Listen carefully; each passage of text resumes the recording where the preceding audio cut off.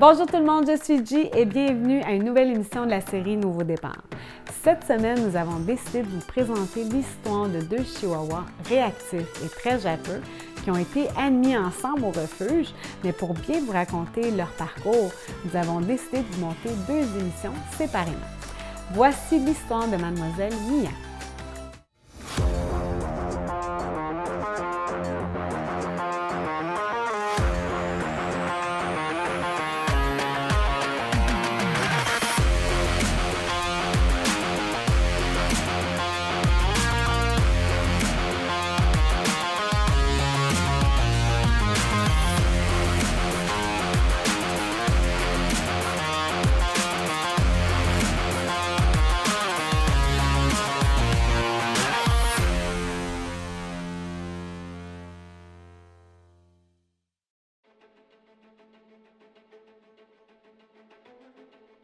Parle-nous un peu des origines de Mia et de Gus.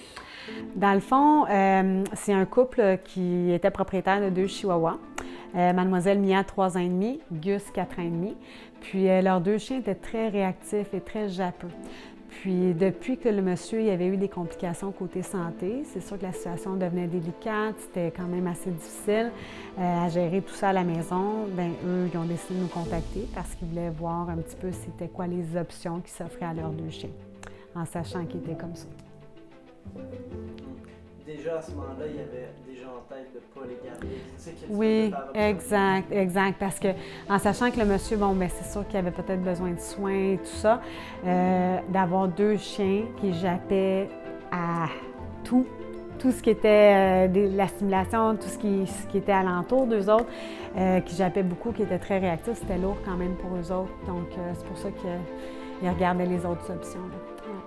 Donc, suivant l'appel téléphonique, j'imagine qu'il y a eu évaluation des chiens. Oui, exactement. Dans le fond, j'ai demandé à la propriétaire qu'elle se présente ici.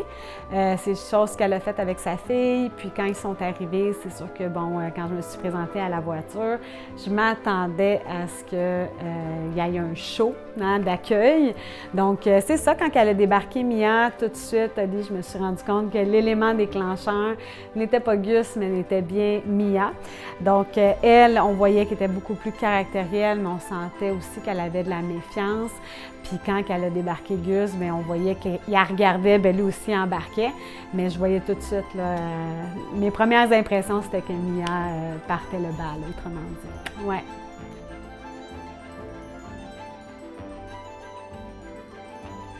Quelles étaient les caractéristiques donc de Mia?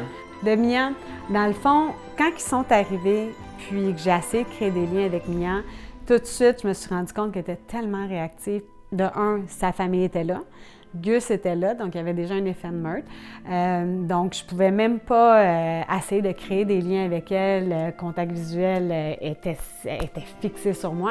Donc, ce que j'ai décidé de faire, c'est que j'ai pris la laisse, puis tranquillement, avec des exercices appropriés, je me suis éloignée de sa famille. Je me suis éloignée de Gus. Même, j'ai demandé qu'il rentre Gus dans la voiture, qu'il s'occupe de Gus. Puis j'ai commencé à m'éloigner tranquillement d'elle.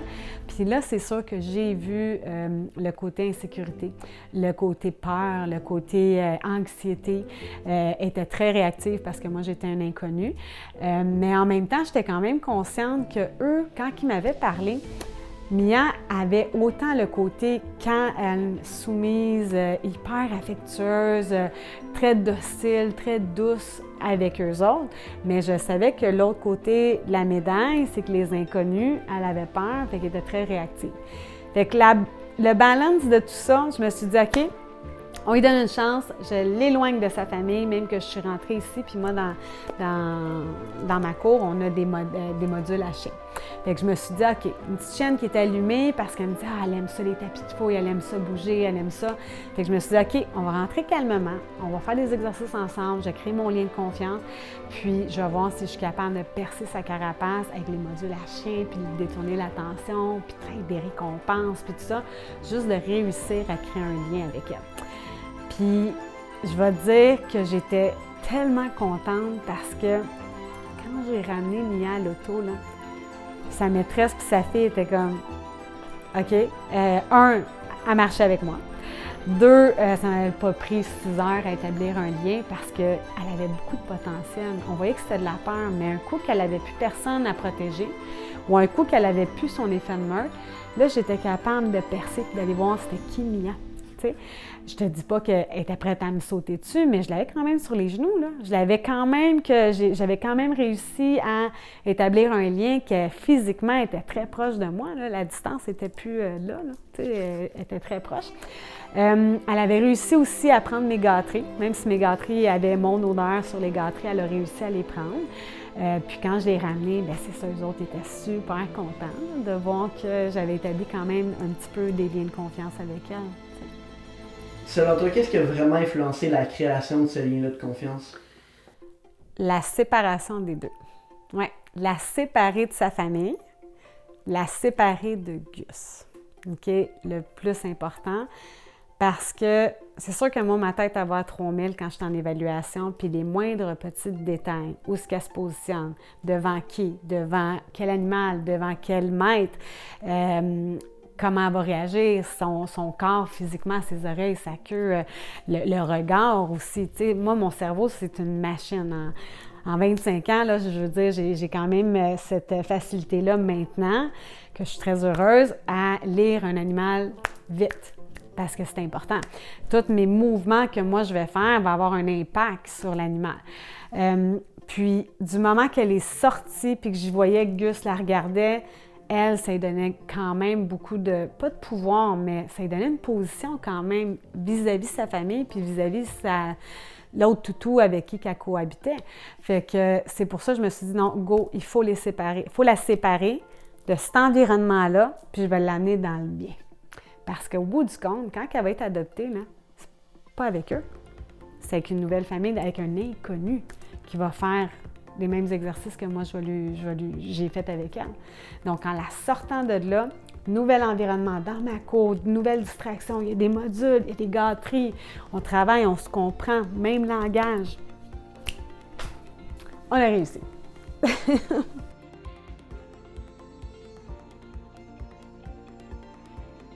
Quelles ont été les interventions faites avec? La première chose, c'est qu'il fallait que je parle avec la famille parce que suite à mes 2 évaluations de Gus et de Mia, je suis venue à la conclusion qu'il fallait qu'on sépare les cocos. Okay? C'est sûr que c'était nouveau quand même pour le refuge parce que d'habitude, les gens savent que j'aime ça garder quand deux animaux sont élevés ensemble ou qui viennent de la même famille. On aime ça avoir des anges gardiens qu'on appelle, des gens qui vont les adopter ensemble. Mais dans le cas de Mia puis dans le cas de Gus, c'était particulier parce que un alimentait l'autre et leur réactivité ensemble, ça faisait boum. Okay? Puis en même temps, Gus, à travers Mia, était tassé beaucoup. Donc, la personnalité de Gus, qui était peut-être comme ça quand Mia était présente, sans Mia, était comme ça. Okay? Puis l'anxiété, il n'y en avait pas. L'ouverture d'esprit à Gus était beaucoup plus large, autant pour les autres chiens, autant pour les inconnus. Donc, c'est pour ça qu'il fallait vraiment que je parle avec eux autres pour voir s'ils étaient à l'aise, s'ils me faisaient confiance. Puis tout était bien correct. Puis quand je suis arrivée avec les faits, puis tout ça, puis qu'ils ont vu aussi, ils ont observé durant l'évaluation comment les chiens se transformaient, comment ils ont réagi avec moi. Fait qu'ils me faisaient super gros confiance pour la suite des choses. Fait que ça, c'était la première étape. Deuxième chose aussi, il fallait que j'élabore un programme d'entraînement spécifique pour chacun d'entre eux pour travailler au niveau de Mia, la réactivité au niveau des inconnus, des chiens. Puis en même temps, de faire ressortir dans le programme d'entraînement toutes les belles qualités que eux autres voyaient dans leur famille, dans leur environnement, que Mia donnait avec eux, mais qu'elle ne donnait pas au niveau des inconnus. Puis des gens aussi, parce que la nouvelle famille qui allait l'adopter, au début, pour les premières semaines, elle aurait l'étiquette inconnue. T'sais. Fait que ça, c'était l'élaboration du programme d'entraînement. Puis après ça, bien, c'était côté, avec ma clinique vétérinaire, il fallait transférer le dossier médical de Mia parce qu'elle était opérée. C'était quand même une famille hyper responsable qui avait opéré leur chien.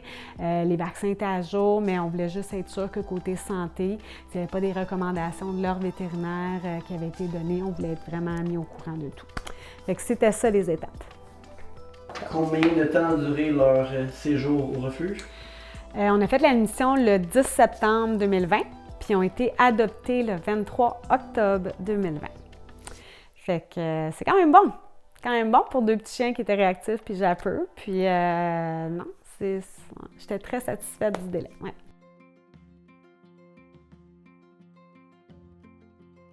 Quels étaient les critères de la famille d'adoption recherchée?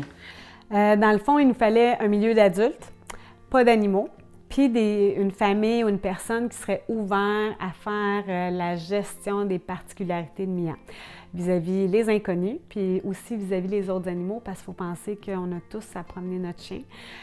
Donc, il fallait des gens qui soient à l'aise avec ça, puis savoir que, bon, il y aurait une gestion à faire pour Mia. Nice. Puis, vous avez trouvé cette famille-là? On a trouvé cette famille-là. Oui, puis c'est du cas, c'est une famille, dans le fond, c'est une femme qui vient de Québec, une jeune retraitée, une enseignante, une éducatrice. Fait que ce qu'on a trouvé tellement tripant, c'est que quand elle a lu l'évaluation de Mia, elle s'est reconnue en elle, le côté qui était calme, qui était allumée, qui était super colleuse, affectueuse, fait qu'elle cherchait une petite chienne comme ça. Puis surtout, c'est qu'elle était tellement à l'aise avec la gestion qu'elle avait à faire avec elle. Elle était à l'aise avec son passé. Puis elle dit, écoute, elle était toute seule dans sa maison. Elle avait de l'expérience aussi avec un Shih Tzu qu'elle a eu toute sa vie. Donc, on voyait l'ouverture, on voyait l'expérience, on voyait l'environnement était là. Puis, sachant qu'elle ne l'avait même pas rencontré encore, puis qu'elle se voyait en elle, on était comme, oh, OK, oh, on aime ça. Ouais, fait que c'était cool, ouais. Comment s'est passée la rencontre d'adoption?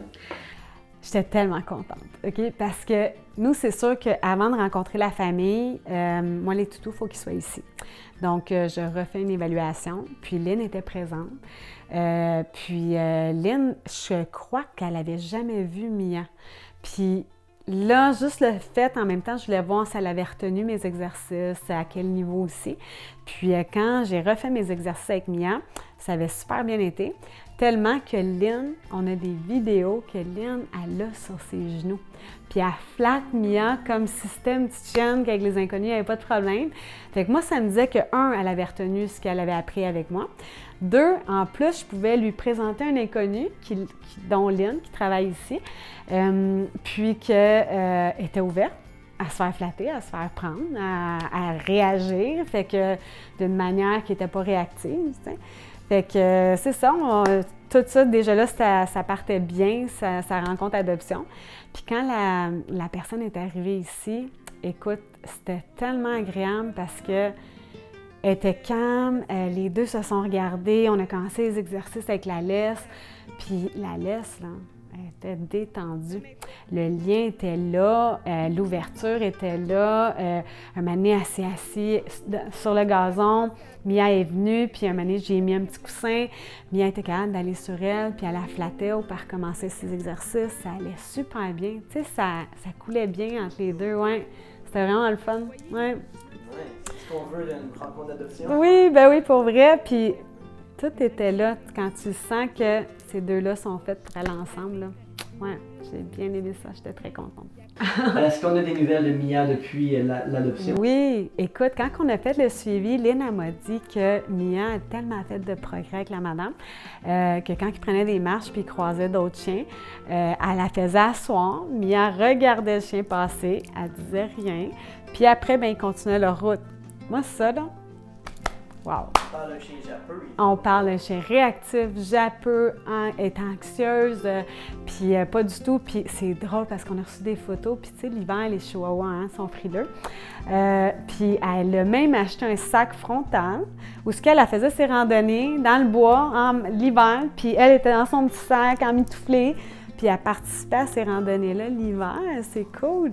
Ouais, fait qu'on a plein de photos comme ça où on voit toute leur belle complicité, puis juste de voir le cheminement qu'elle a fait, puis que la madame a vraiment, elle lui a donné sa chance, mais fois 3000, là, c'est incroyable.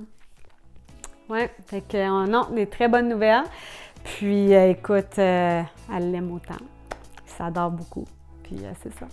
Donc en conclusion, l'histoire de Mia a su en toucher plusieurs, parce que encore une fois, ça nous a prouvé à quel point que quand on croit en quelque chose, on croit en quelqu'un, on met les efforts nécessaires, tout le monde ensemble.